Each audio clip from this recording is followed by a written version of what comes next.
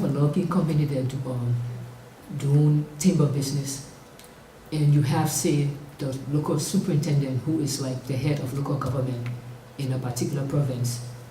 If you have him collecting what should be taxes that should come to the local people, maybe for road construction, or maybe to construct a hand pump for safe drinking water, or do something for the local people. But if you have the company paying what it should be paying in taxes, and most of the time, not even what they should be paying, they pay by far less when they do kickback to local government officials. If I'm a business person, I'm not going to be throwing money away like that. I would not be giving your superintendent or your local officials who actually should be acting in your behalf kickbacks and then turn around and pay full taxes. So what the businesses do is that they learn to evade the taxes at that level, at the Ministry of Finance level or whatsoever. And sadly, it's a whole syndicate, you have officials there at all levels to facilitate them.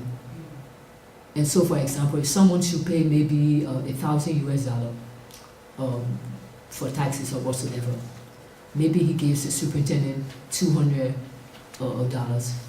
and then maybe another 200 is spread out between, smaller agents who work in strategic revenue points, and that's it. So he walks away with maybe $600 in taxes that the country is losing that could go to the construction of roads or construction of bridges or whatsoever, only because some corrupt officials will be splitting $400 amongst themselves. That's what is happening.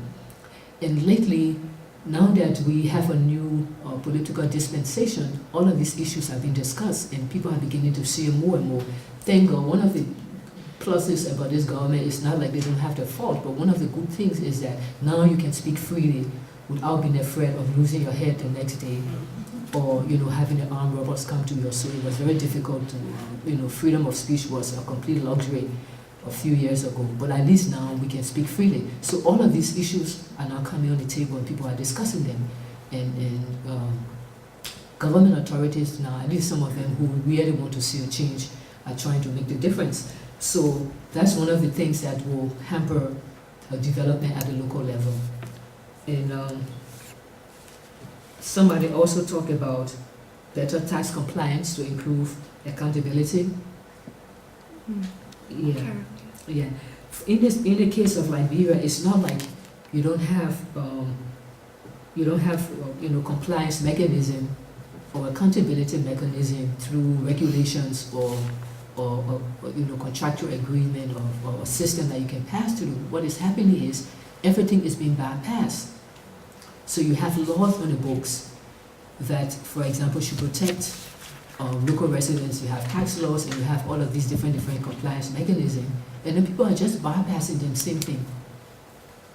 So what is needed now is not to reinvent the wheel, but to go back into the books and see what is working, what hasn't worked, and maybe reinforce that which is still workable, reinforce it, make sure it's implemented, and then of course go back and revise some of those laws, because some of those laws were cleverly crafted to benefit officials.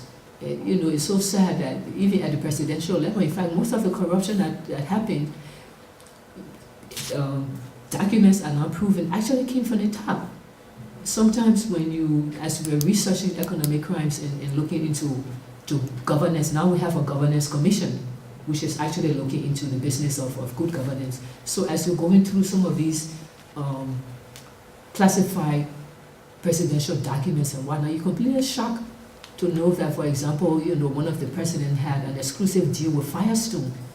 So there's why you understand now why Firestone was operating in the way it operated, because they were hobnobbing with the number one of the land, and even after his death, his heirs, according to that deal, should still be eligible for whatever percentages or kickbacks, and those were all revenue that should have gone directly to government for development purposes.